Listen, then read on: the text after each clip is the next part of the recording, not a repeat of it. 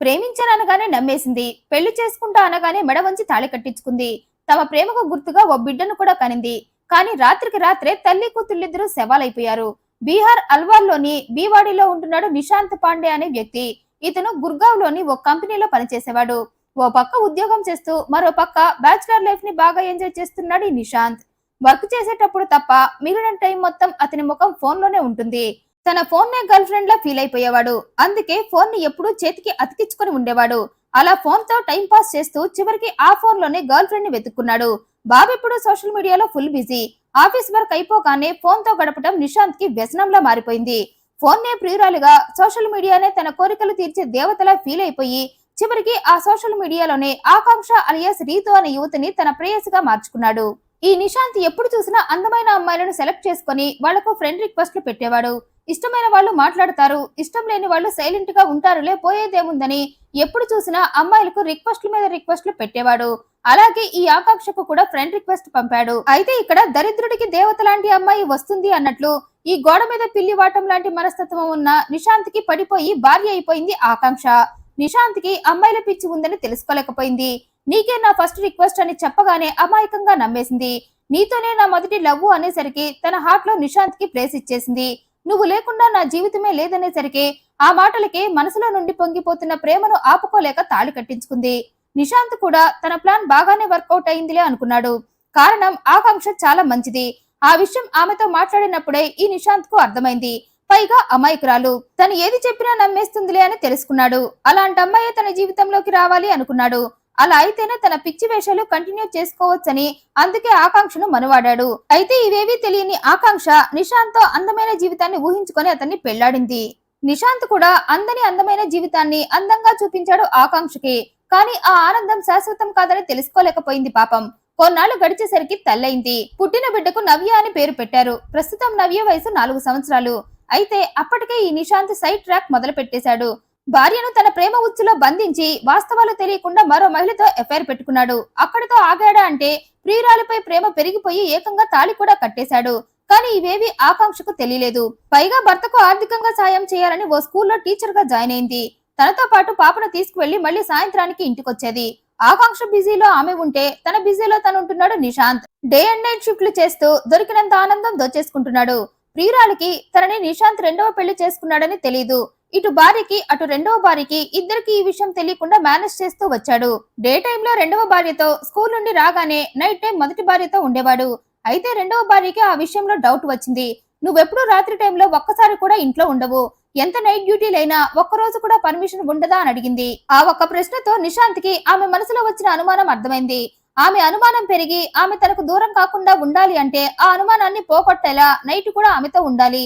అప్పుడే ఆమె తనని నమ్మి తనతో ఉంటుంది అనుకున్నాడు. ఇక అప్పటి నుండి ఆకాంక్ష దగ్గర పాట పాడటం మొదలు పెట్టాడు. ఇక నుండి నైట్ డ్యూటీలు కూడా ఉంటాయని ఆమెను మానసికంగా ప్రిపేర్ చేశాడు. భర్తను గుడ్డిగా నమ్మేసిన ఆకాంక్ష అతను చెప్పిందంతా నిజమే అనుకుంది. నీ నైట్ డ్యూటీలు నువ్వు చేసుకో, నాకేం ఇబ్బంది లేదు, నువ్వు మా కోసమే కదా ఇంత కష్టపడుతున్నావు, పాపను నేను జాగ్రత్తగా చూసుకుంటానని చెప్పి తనే దగ్గరుండి తనకు తెలియకుండానే భర్తను తన సవితి దగ్గరకు పంపింది. అలా ప్రశాంత్ మొదటి భార్యని రెండవ భార్యని మేనేజ్ చేస్తూ వస్తున్నాడు. అయితే అలా ఎక్కువ కాలం మేనేజ్ చేయలేకపోయాడు. ఓ రోజు భార్య స్కూల్ నుండి వస్తూ పనుండి మార్కెట్ కి వెళ్ళింది. అయితే అలా వెళ్లిన ఆమెకు అక్కడ తన భర్త మరో మహిళతో కనిపించాడు. చూడగానే షాక్ అయిపోయింది. తన భర్త వేరే అమ్మాయితో ఉండటం తట్టుకోలేకపోయింది. వెంటనే వెళ్లి నిలదీద్దాం అనుకుంది.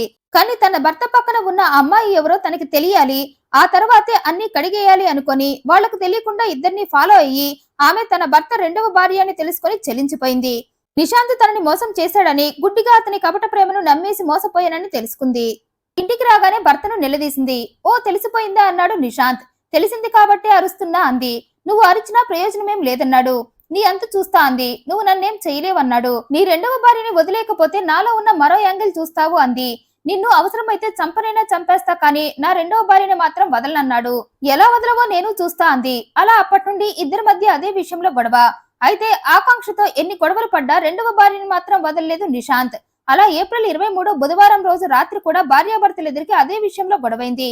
నీ రెండవ భార్యని వదిలేయకపోతే నీ మోసం గురించి అందరికీ చెప్పి ఆమెను నువ్వు శాశ్వతంగా వదిలేసేలా అందరితో బుద్ధి చెప్పిస్తా అని బెదిరించింది.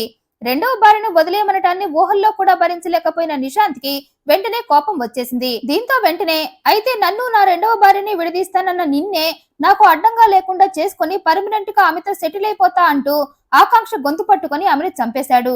అయితే తల్లిని చంపుతున్నప్పుడు తన 4 ఏళ్ల కూతురు కూడా చూసింది. చూడగానే భయంతో వణికిపోతూ అరిచే ప్రయత్నం చేసింది. అది చూసి ఎలర్ట్ అయిపోయాడు నిశాంత్. కామం కళ్ళ నిండా నింపుకొని పాప తన కన్న కూతురన్న విషయం మర్చిపోయి ఆమెను కూడా చంపేయాలి అనుకున్నాడు. పాపను చంపకపోతే తను ఆకాంక్షను చంపిన విషయం ఎవరికైనా చెప్తుందేమో అనుకున్నాడు. పైగా పాప తన రెండవ భార్యతో ఉన్నప్పుడు తనకు అడ్డం అనుకున్నాడు. అందుకే నవ్యను పట్టుకొని వద్దు నాన్న అని ఏడుస్తూ బ్రతిమారినా ఎలాంటి కనికరం లేకుండా కూతురు పీక కోసేసి చంపేశాడు. చంపాక భార్య కూతురు శవాలని వాష్రూమ్ లో పడేసి ఇంటి ముందు డోర్ లాక్ చేసుకుని పారిపోయాడు. అయితే తెల్లవారుగానే ఆకాంక్ష తల్లి అక్క ఆమె ఫోన్ కి ట్రై చేశారు. కానీ కంటిన్యూస్ గా ఆమె ఫోన్ స్విచ్ ఆఫ్ అని వస్తూ ఉండటంతో వెంటనే అక్క నిశాంత్ కి కాల్ చేసింది. ఆకాంక్ష ఫోన్ స్విచ్ ఆఫ్ అని వస్తుంది, ఏమైంది ఓసారి తనకు ఫోన్ ఇవ్వు అంది. దీంతో తెలివిగా నిశాంత్ మరో అబద్ధానికి తెరతీశాడు. ఆకాంక్ష పాపను తీసుకొని తన ఫ్రెండ్స్ తో కలిసి హరిద్వార్ వెళ్ళిందని, బహుశా ఫోన్ కి ఛార్జింగ్ అయిపోయి ఉంటుందని, మీరేం కంగారు పడొద్దన్నాడు.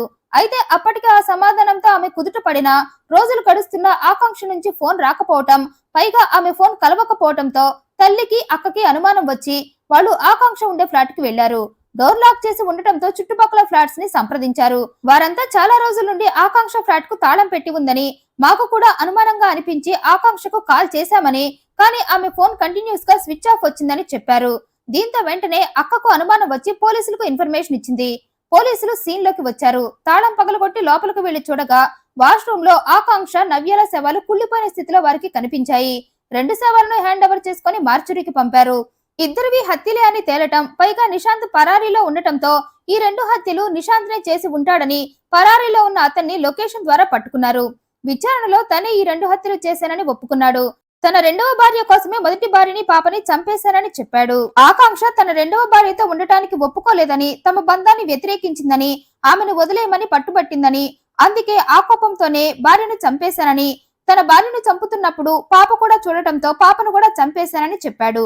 నిశాంత్ చేసిన ఈ పనిపై మీ అభిప్రాయాన్ని కమెంట్ రూపంలో తెలియజేయండి. మరింత ఇంట్రెస్టింగ్ అండ్ జెన్యూన్ ఇన్ఫర్మేషన్ కోసం ఈ వీడియోను లైక్ చేయండి, షేర్ చేయండి, మా ఛానల్ సబ్స్క్రైబ్ చేయండి. Thanks for watching.